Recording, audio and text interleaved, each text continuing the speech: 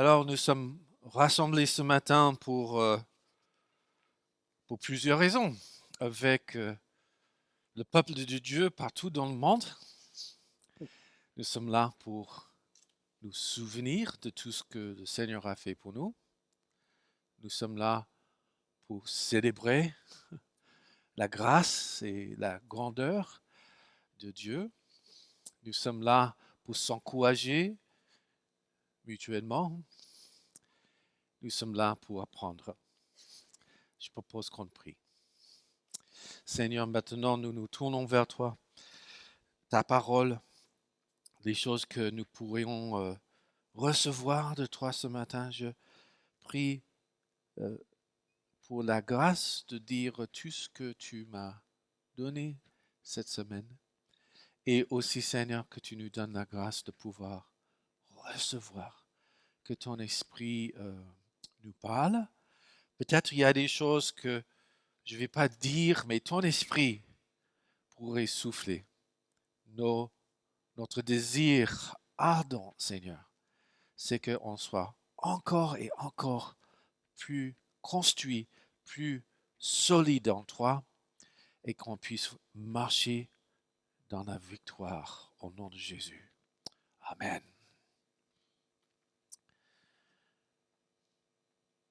Alors, partout dans le monde, euh, il y a des frères et sœurs qui se rassemblent et on dit que l'Église se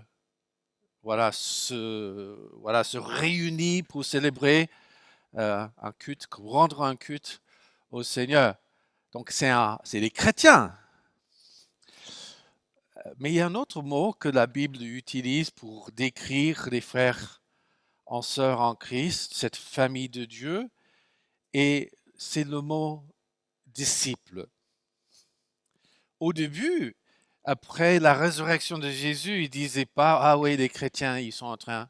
Non, il disait les disciples se sont réunis ensemble. Et en fait, c'était plus tard que les disciples étaient appelés chrétiens parce que ils se ressemblaient à Christ.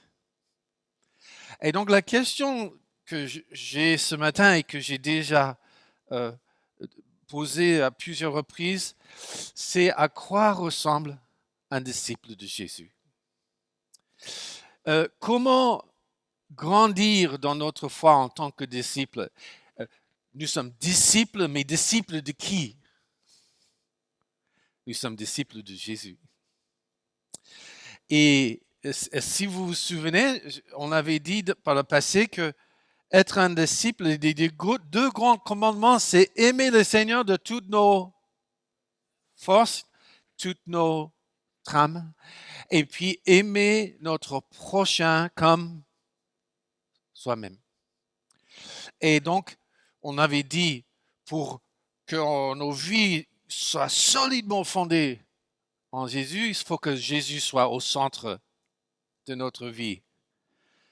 Voilà, tout tourne autour de Jésus-Christ. Nos priorités, notre identité, tout ce qu'on est, c'est basé sur Jésus. On est d'accord? Amen. OK. Maintenant, si Jésus dit que les deux commandements les plus importants, c'est qu'on aime le Seigneur de tout notre cœur, comment on fait? Et la dernière fois que j'étais avec vous, je pense que c'était la dernière fois, on avait parlé de l'importance de la prière. Et merci Thierry. Non, c'est toi qui disais vendredi soir, l'Église a prié pour les frères et sœurs de l'autre côté du plan, et le Seigneur a répondu. Il a exaucé nos prières. C'est important, la prière. Ce matin, je voudrais aborder le deuxième sujet, c'est la prière et la parole. Alors déjà, on a vu dans le culte, dans la présidence, l'importance de la parole de Dieu. Alors, juste comme ça, petit sondage entre nous. Pourquoi la parole est-elle importante? Si quelqu'un dit, qu'est-ce que la parole fait concrètement? Qu'est-ce qu'on peut dire? Ah, j'entends. Soyons courageux. La parole agit, il ça annonce le salut, c'est déjà pas mal. Oui, voilà. Et puis on avait chanté que la parole est une lampe à nos pieds. Voilà. La parole nous, voilà, nous édifie. Alors hier soir, j'avais sur feuille 20 choses que la parole fait. C'est vraiment une liste minime, minimum. Mais c'est intéressant de voir. Et là, je vais demander que vous preniez vos Bibles parce que on n'a pas pu faire tous les diapos qu'on avait voulu. Le psaume 119, c'est intéressant, psaume 119, verset 11. Et les jeunes, là, je vous recommande ce verset, que vous mémorisez et méditez ce verset, psaume 19, 11.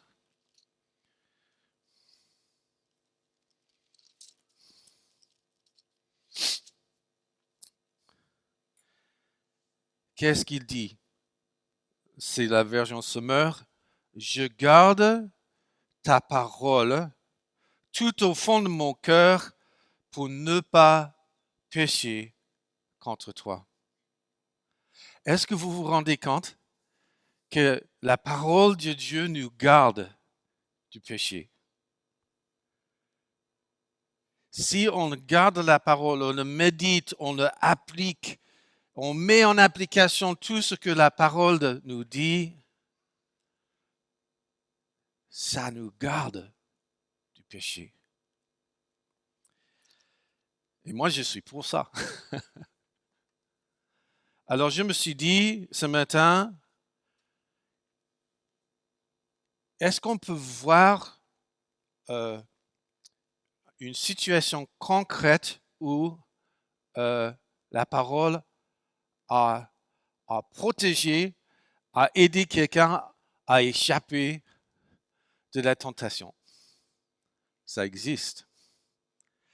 Et en plus, ça existe dans les évangiles et c'est Jésus. Donc si vous voulez bien, Matthieu chapitre 4, on va regarder ensemble ce matin un passage très, très connu et j'espère va nous apporter chacun un encouragement. Alors, Matthieu chapitre 4, verset 1er. Et en même temps, on va voir, peut-être ça va s'afficher là. Est-ce que... Oh, il faut mettre on déjà. OK. OK. Donc, on va le lire. Matthieu chapitre 4, verset 1er. Alors, l'Esprit Saint conduisit Jésus dans le désert pour qu'il y soit tenté par le diable. Après avoir jeûné pendant 40 jours et 40 nuits, il eut faim. Le tentateur s'approcha de lui et lui dit, si tu es le Fils de Dieu, ordonne que ces pierres se changent en pain. Et Jésus répondit, il est écrit. L'homme n'a pas seulement besoin de pain pour vivre, mais aussi de toute parole que Dieu prononce. Alors le diable, verset 5, le transporta dans la cité sainte, la plaça sur le haut du temple et lui dit, si tu es le Fils de Dieu, lance-toi dans le vide, car il est écrit, il donnera des ordres à ses anges et à ton sujet, ils te porteront sur le main pour que ton pied ne heurte aucune pierre. Et Jésus lui dit, il est aussi écrit, tu ne forceras pas la main du Seigneur, ton Dieu. Et le diable le transporta encore sur une très haute montagne. Et là, il lui montra tous les royaumes du monde et leur magnificence.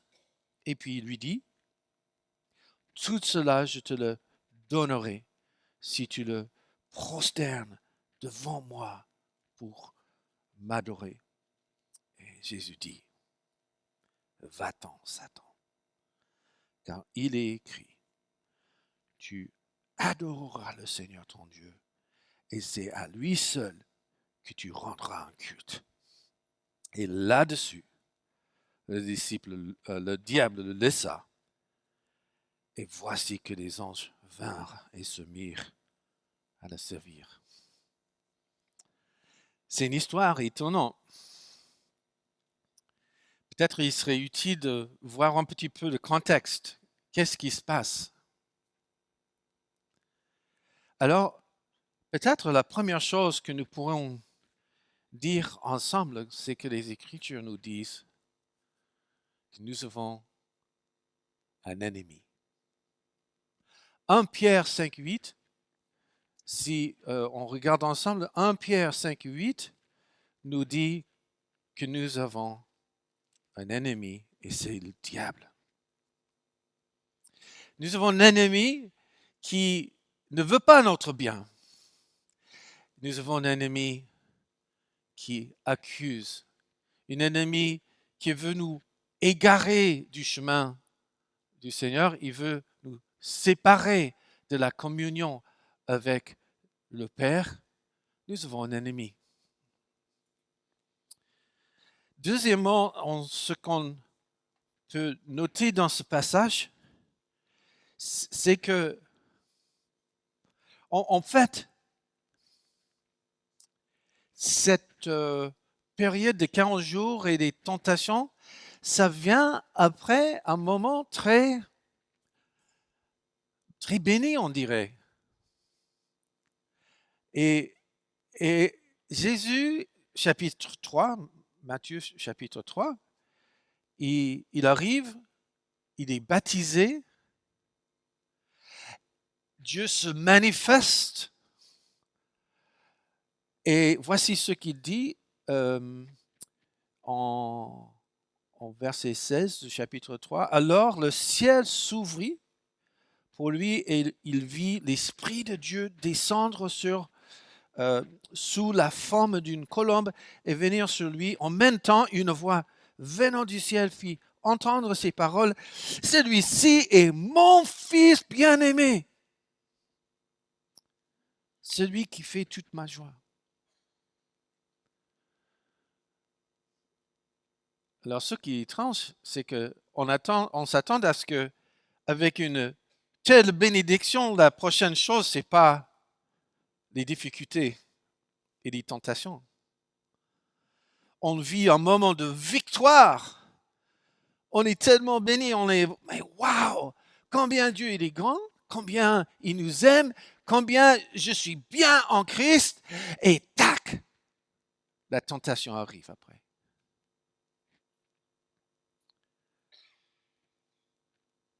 Et pourquoi? Il a la faveur du Père, son identité est annoncée, et le verset 1 dit tout de suite, l'Esprit le conduit dans le désert. Pourquoi? Parce que peut-être Jésus était au début de son ministère. Il venait annoncer le royaume des cieux. Il venait proclamer la libération, le pardon des péchés, la guérison, toutes sortes de choses où le royaume de Dieu vient physiquement sur terre. Mais il aurait fallu que Jésus fasse les mêmes genres de tentations que nous et qu'il ait la victoire là avant de venir proclamer. C'est intéressant Parfois, le Seigneur nous éprouve avant de nous utiliser. Il nous met sous pression pour voir de quoi nous sommes faits. Est-ce qu'on va réellement être fidèle? Est-ce qu'on va rester attaché à lui? Et quand on passe par ce moment-là, après, on est prêt à être utilisé, à servir. C'est intéressant ça. Et donc, on a trois tentations. Trois tentations.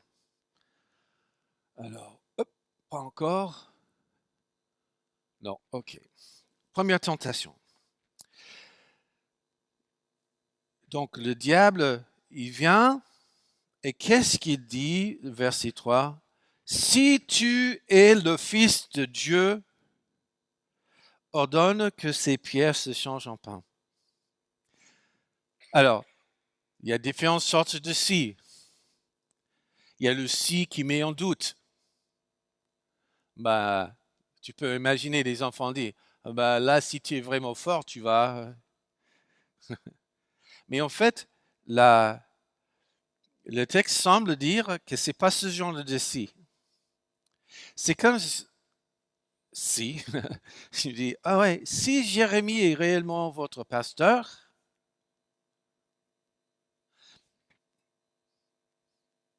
c'est en fait, je reconnais que Jérémie est le pasteur. C'est vrai, c'est une vérité. Tu es le pasteur, n'est-ce pas? Amen. Voilà. Et donc, ce que le diable est en train de faire là, c'est pas remettre en question l'identité de Jésus. Il est en train de dire, puisque quelque chose comme ça, puisque tu es le Fils de Dieu, transforme ces pierres en pain. Jésus, 40 jours dans le désert, et on a cette image du peuple de Dieu qui était au désert pendant 40 années. Et donc, si, et tu l'es, pourquoi pas transformer ces pierres en pain? T'as faim, 40 jours, t'as faim, vas-y, transformer ces pierres. T'as un besoin physique, t'as les moyens de le faire, tu l'avais fait dans le désert avec le peuple d'Israël, vas-y. Qu'est-ce qui t'empêche à satisfaire tes besoins là? T'as faim. Et honnêtement, entre nous, on se dit, mais il a raison. Jésus, il peut faire un miracle, il peut facilement, il avait faim, pourquoi pas? Alors, la réponse de Jésus, l'homme n'a pas seulement besoin de pain pour vivre, mais aussi de toute parole que Dieu prononce. Dites autrement, dans la vie, on a des besoins physiques, mais on a aussi ce besoin énorme de rester en communion avec Dieu. Et on ne va pas sacrifier la communion avec Dieu pour faire des choses qui nous plaisent. Cherchez d'abord le royaume des cieux et toutes ces choses vous seront données en plus, dit Jésus. Et donc, c'est pas que Jésus n'avait pas le droit de faire du pain, c'est que le Papa, le Père céleste, n'était pas dans le boucle de décision. C'est intéressant. Ce qui est plus important, dit Jésus, c'est notre relation avec le Père. Ça vient en premier. Alors, quelle est réellement cette tentation? Parfois, dans nos vies, on a des envies, on a faim, voilà, il y a plein de choses. Et nous décidons, on va les satisfaire de notre manière. Et après coup, on se rend compte, on n'avait même pas mis Dieu dedans. Il n'est nulle part. Et donc, il faut d'abord reconnaître que nous avons besoin de la parole du Père en premier.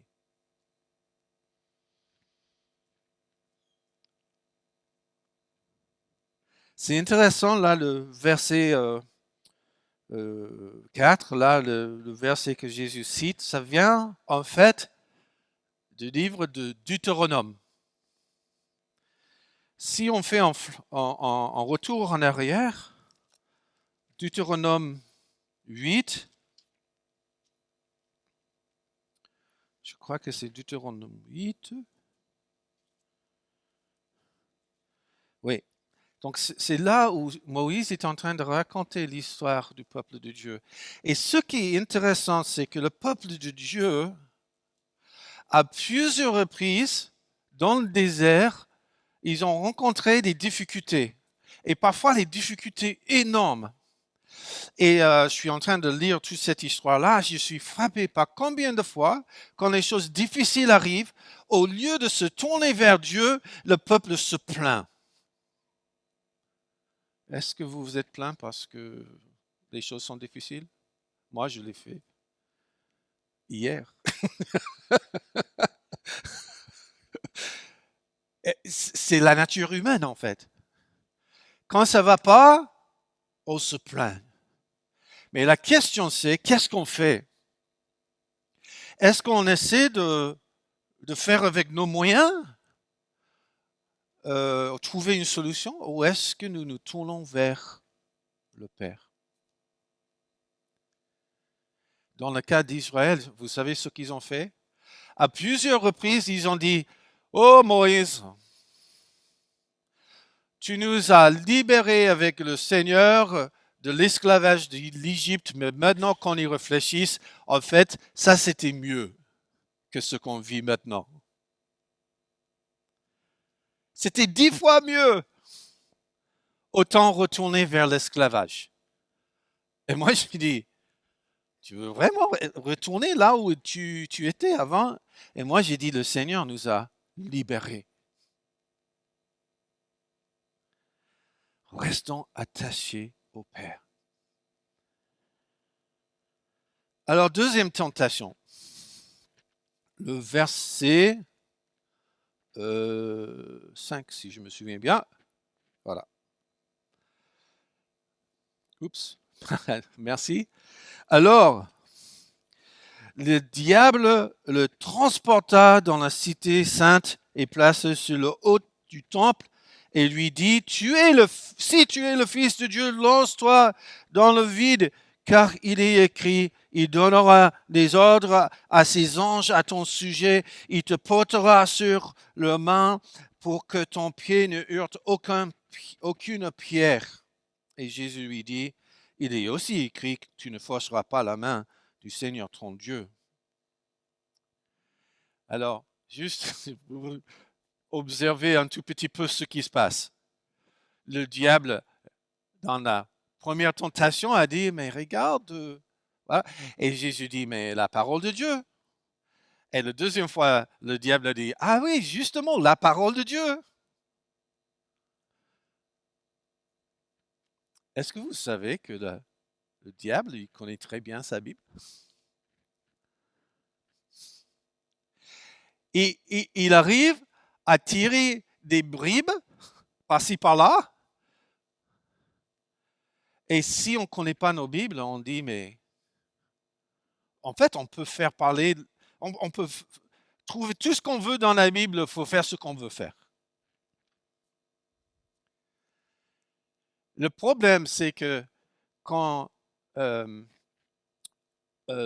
diable a tiré, donc c'est le psaume 91, là, ce verset-là, le problème, c'est qu'en fait, il tire hors de contexte. Psaume 91, celui qui demeure sur... merci. La Bible, c'est bien. Voilà. C'est une invitation dans la vie quotidienne de demeurer profondément sous la protection de notre Seigneur. Mais qu'est-ce que le diable fait dans ce contexte-là? Il veut dire, ah oui, puisque le Seigneur va te protéger, vas-y faire ce miracle, ça va être bien. Il te protège, tu peux faire n'importe quoi. J'entends parfois les chrétiens qui disent ce genre de choses. Vas-y. Dieu, il va te bénir. Il n'y a pas de problème. Mais attends. On ne peut pas tirer un verset comme ça. Qu'est-ce que l'ensemble de la parole nous dit? Eh bien, Jésus, il avait bien vu. Il disait, oui, tu ne forceras pas la main du Seigneur ton Dieu. Les amis, parfois on cherche le miraculeux, ou parfois on dit au Seigneur, je vais t'obéir si. Mais c'est pas comme ça marche. Imagine qu'on dit, Seigneur, je veux vraiment te suivre, pourvu que tu fais ce que je veux. Tu fais ce que je veux. Voilà. Ah. On ne force pas la main du Seigneur pour qu'il fasse ce qu'on veut, nous. Et dans le monde autour de nous, dans les églises et en dehors des églises, il y a des gens qui ont des préférences, des doctrines, des façons de vivre, et ils tordent la vérité. Et quand on entend des choses, on se dit, mais ça a l'air vrai. Mais il y a quelque chose. Là, je ne suis pas à l'aise. Heureusement. Parce que c'est l'ensemble de la parole de Dieu. Ce n'est pas juste un verset tiré du contexte. Ce n'est pas juste que je choisis une idée. J'ai discuté avec deux dames qui sont venues à ma porte. On a eu toute une discussion sur la personne de Jésus. Elles n'arrivaient pas à comprendre qui était Jésus réellement. Pourquoi? Parce que leur version de la Bible a été changée au fur et à mesure pour que ça colle à leur idée de qui est Dieu. Et j'ai dit tout gentiment, ben, c'est pas étonnant, puisque des gens, ils ont changé la parole de Dieu pour que ça colle avec ce qu'ils pensent. Ah non, c'est pas ça. Bah si. Donc, Jésus, il a capté tout de suite. On ne force pas le Seigneur à faire ce qu'on veut. C'est lui qu'on doit adorer. Deuxième tentation, c'est de dire à Dieu, il faut que tu fasses ce que je veux, Seigneur. Troisième tentation, verset 7. Il est aussi, le diable, verset 8, le transporta encore sur une très haute montagne, et là, il lui montre tous les royaumes du monde et leur magnificence, puis il lui dit, tout cela, je te donnerai, et si tu te prosternes devant moi pour m'adorer. Et Jésus lui dit, va-t'en, Satan, car il est écrit, tu adoreras le Seigneur ton Dieu, et c'est à lui seul que tu rendras un culte. Alors, qui est Jésus? Les Écritures nous disent, Jésus est le prince de paix. Il est le roi des rois. Et alors, qu'est-ce qui se passe là? C'est que le diable lui dit, tu viens en Messie, en Sauveur, je te donne un raccourci. Tu n'auras pas à passer par ces difficultés-là. J'ai le pouvoir. Venez. Tout ce qu'il faut, c'est un tout petit truc. C'est pas grave. Juste rends-moi un culte. prosterne-toi devant moi. J'ai l'autorité, je te le donne. Et si Jésus avait été motivé par la puissance, il aurait pu très bien dire, ouais, c'est pas mal en fait. Mais si Jésus avait fait ce choix-là, on n'aurait pas eu la croix. Jésus n'aurait pas souffert. Et toute l'histoire que Jésus nous donne par sa mort, sa crucifixion, sa résurrection. En fait, la mission de Jésus n'était pas le chemin le plus facile. Et parfois, le Seigneur nous appelle à suivre un chemin qui n'est pas facile. Aujourd'hui, dans le monde autour de nous, qu'est-ce que les gens cherchent? Ils cherchent à être reconnus. Ils cherchent le pouvoir. Ils cherchent tous les moyens pour faire ce qu'ils veulent quand ils veulent. Ils veulent avoir la liberté totale de faire ce qu'ils veulent.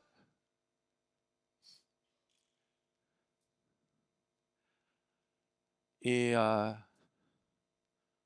diable nous offre la possibilité. Mais le chemin que Jésus nous montre, ce n'est pas le chemin de la facilité. C'est le chemin où nous restons fermement attachés au Seigneur. Et Jésus dit, va-t'en Satan, car il est écrit, tu adoreras le Seigneur ton Dieu, et c'est à lui seul que tu rendras un culte.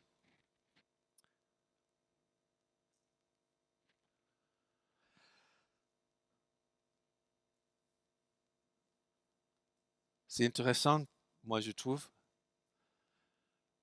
que Jésus, en fait, il dit, un peu comme les enfants, il dit, stop, stop. Il prend autorité et il dit, ça suffit, va-t'en. Et je voudrais juste, pour conclure, réfléchir, qu'est-ce qu'on peut tirer de ce texte pour nous aujourd'hui? Peut-être la première chose que nous pouvons retenir, c'est qu'en fait, la raison pour laquelle Jésus a pu tenir ferme, c'est parce qu'il avait la parole de Dieu ancrée dans son cœur. Il ne dit pas dans le texte ce genre de choses. Le diable a dit ça, et puis Jésus, il a pris la Bible sommaire, il a dit, je me souviens là, quelque part, il y a un verset, oui, Deutéronome. Alors, je vais regarder. Ben non.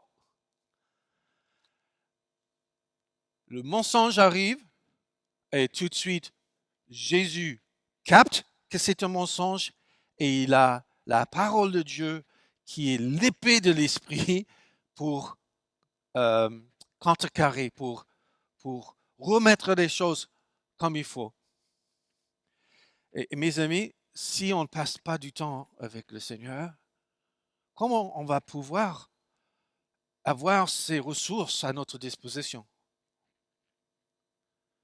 Je sais que Jérémie, avec certaines, passe un temps ensemble en matinée, quand vous pouvez.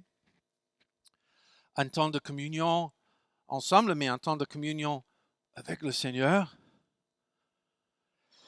Je vais te dire comme ça. S'il y a une chose que le diable peut faire pour nous empêcher de rester fermement attachés à lui, il mettrait des choses dans nos vies pour qu'on ne passe pas du temps avec le Père en lisant et méditant la parole. C'est notre âme. Autant retirer l'âme. Eh bien non. Nous, le peuple de Dieu, on va rester fidèles, attachés au Seigneur. Donc la parole de Dieu est importante. Mais je me suis dit cette semaine, quand même, à l'époque de Jésus, les pharisiens et les autres, Ils connaissaient très bien aussi la Bible. Ils avaient des passages entiers mémorisés. Il y avait toujours ce genre de débat entre Jésus et des responsables. Mais quelle est la différence entre Jésus et ses responsables? Mais c'est un peu la différence entre Jésus où la parole de Dieu lui donne la possibilité de rester en communion, rester dans l'intimité avec le Père, et ceux qui utilisent la parole parce que c'est un peu formule, c'est une formule. Si on arrive à faire tac, tac, tac, tac, tac, il y a une liste de choses. Si on se garde, bon, voilà, tout est bien devant Dieu. L'intimité n'est pas là. Et dans nos vies de chrétiens, on risque, quand on entend un message là comme ce matin, bah, je vais juste faire une liste de versets bibliques à mémoriser, et comme ça, c'est bien. Déjà, c'est pas mal. Mais en communion avec Dieu, dans l'intimité avec Dieu, où le Seigneur, euh, vous savez, la parole de Dieu est vivante et dévise jusqu'au moelle. Il nous expose les dispositions de nos cœurs. Et en fait, ce qui se passe, c'est que là, quand nous méditons et on passe du temps avec Dieu dans la parole de Dieu, il transforme nos cœurs. Pour que ça ne devienne pas juste une affaire d'avoir la bonne réponse, mais en fait, nos cœurs, nos âmes, nos esprits sont formés. Et dans ce sens-là, on devient de plus en plus comme Jésus lui-même. Donc, parole de Dieu, important, parole en communion avec le Seigneur, essentiel. Deuxième chose que je dirais, peut-être que nous pouvons retirer de ce texte, c'est que c'est très particulier les trois tentations de Jésus, mais en fait, c'est les trois tentations qui nous parlent à tous. Nous, on a envie parfois de subvenir pour nos besoins de notre façon, sans regard à ce que Dieu dit ou veut pour nos vies. Comment on dépense notre argent, comment on passe notre temps, les choses qu'on regarde, voilà, toutes sortes de choses. Et puis parfois, on est tenté à vouloir la gloire. Imaginons que ce soit Jésus qui fait un pas, et donc là, il est au milieu, un peu comme Iron Man, au-dessus du temple. Mais c'est formidable. Mais Dieu, il ne veut pas qu'on cherche notre gloire en étant vu par les autres. Ce n'est pas un coup de publicité sur Facebook ou c'est quoi l'autre? Instagram.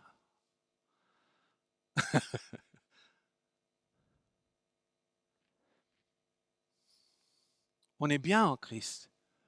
On n'a pas besoin que les autres nous donnent cette approbation. On est déjà bien en Christ. Troisième chose que je peux dire, c'est que parfois, dans notre désir de vivre bien, en sécurité, sans trop de tracas, tranquille, au lieu de chercher d'abord le royaume de Dieu, et toutes ces choses-là seront données en plus, on dit non, on va chercher des choses en premier et Dieu après. Et je pense qu'on va découvrir qu'en fait, les choses de ce monde ne sont pas si stables que ça. Alors peut-être ce matin, on se dit, mais maintenant je me sens coupable. C'est possible. Mais Thierry nous a rappelé qu'en fait, ce n'est pas une histoire de perfection, c'est une histoire d'être en relation avec celui qui nous pardonne et qui nous remet sur pied. Dernier passage pour terminer. Hébreux chapitre 4.